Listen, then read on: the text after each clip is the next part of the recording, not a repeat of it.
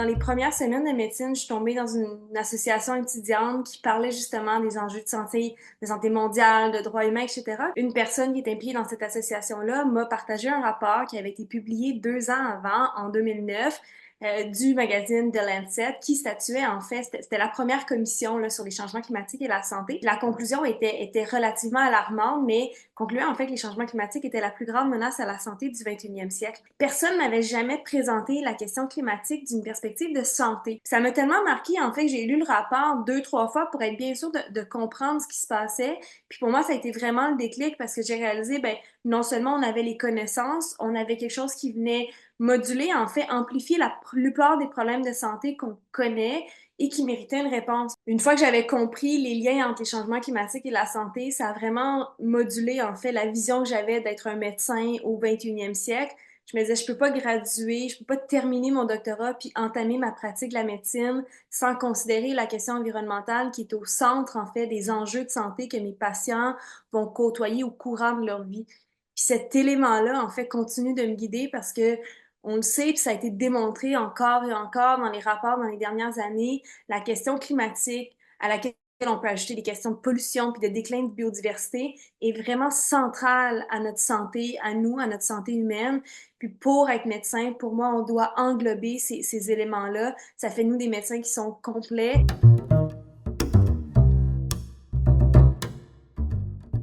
Il y a tellement de façons de s'engager comme professionnel de la santé dans cette question-là. C'est sûr qu'on voit souvent les médecins qui sont sur les tribunes, qui vont participer aux rencontres internationales, qui prennent beaucoup de temps, mais l'engagement climatique peut commencer dans son bureau de façon très simple, simplement en questionnant lorsque nécessaire, par exemple devant un patient qui est plus âgé, un peu vulnérable aux facteurs de risque de chaleur, de faire de l'enseignement sur ces risques. C'est des choses qu'on fait pas parce que moi, je prends l'exemple de ma formation. C'est pas quelque chose qui faisait partie de ma formation médicale. J'ai pas été formée pour le faire de façon intégrée au même titre qu'on questionne sur la cessation tabagique, la pratique d'activité physique, etc. Et je pense que juste en faisant ça, c'est pour moi déjà une forme d'engagement. Après, on peut mener par l'exemple dans le bureau de façon assez simple, déplacement actif, venir à vélo ou installer des infrastructures pour permettre à nos patients de se déplacer de façon active pour venir nous voir. Il y a différentes formes d'engagement, puis je pense que c'est important de réaliser que ça commence par des petits gestes. Si on est dans le monde de l'enseignement, ben là, il y a un terrain qui s'ouvre à nous. On a du retard dans la formation médicale. Heureusement, c'est en train de changer, puis il y a beaucoup de médecins à l'ACME qui ont joué ces rôles-là dans leurs facultés respectives. Nous, on l'a vu, moi, je suis affiliée avec l'Université de Montréal, mais on est en train de changer, de redessiner complètement le curriculum médical pour que nos futurs médecins soient informés sur les questions de santé planétaire.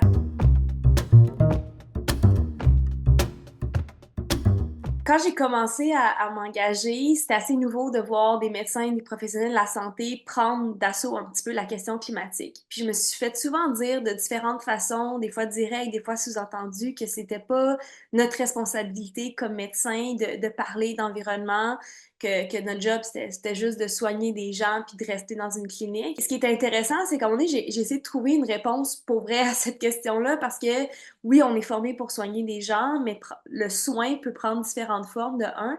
Mais je suis allée lire notre code de déontologie qui en fait un règlement inscrit à l'Assemblée nationale dans les lois du Québec. Puis en fait, l'article 3 du code de déontologie des médecins du Québec dit qu'on a le devoir primordial de répondre aux besoins des patients qu'on sert, tant sur un plan individuel que collectif.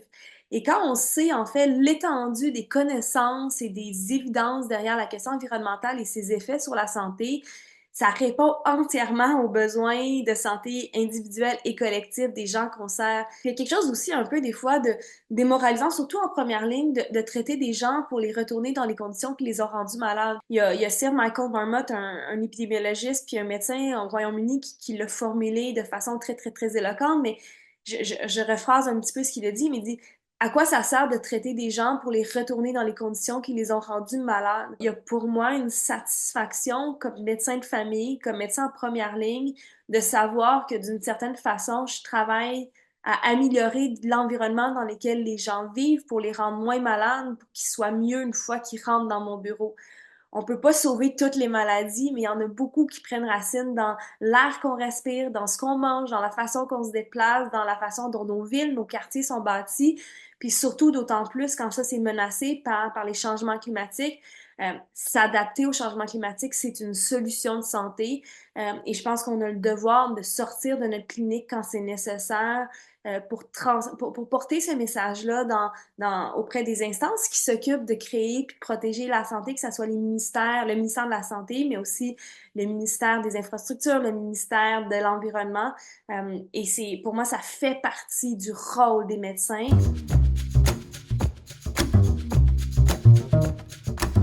Le système de santé, mine de rien, c'est un pollueur important. C'est à peu près 4 à 5 de nos émissions de gaz à effet de serre à chaque année. Ça emploie énormément de main-d'œuvre. Et on a des exemples un petit peu partout à travers le monde qui nous démontrent que cette main-d'œuvre-là peut être mobilisée efficacement pour réduire la pression environnementale, pour que notre système de santé mène par l'exemple. C'est une infrastructure gigantesque, mais qui peut servir d'exemple. Ça vient toucher une corde de cohérence entre ce qu'on fait, ce qu'on veut faire, nos valeurs personnelles. Puis on l'a vu à l'ACME dans les dernières années, ça a été beaucoup une des raisons pour lesquelles les gens sont venus vers nous puis continuent de venir, c'est qu'ils veulent que leur profession, ce qu'ils font au quotidien, s'aligne avec leurs valeurs personnelles. Puis je pense qu'il n'y a pas plus beau terrain pour le faire que dans nos cliniques, dans nos hôpitaux, dans notre système de santé. Puis on a répondu à cet appel-là. En fait, maintenant, on a une communauté hyper vibrante de médecins à travers le Québec qui se rassemblent à tous les mois pour discuter de ces questions-là, pour s'échanger les bonnes idées. L'engagement a différents rôles, différentes formes, différentes couleurs. Je pense qu'on peut trouver ce qui nous ressemble et bâtir ces liens-là dans notre environnement immédiat, dans notre communauté. Quand on travaille pour ce qu'on aime, ben ça devient très facile de le faire régulièrement.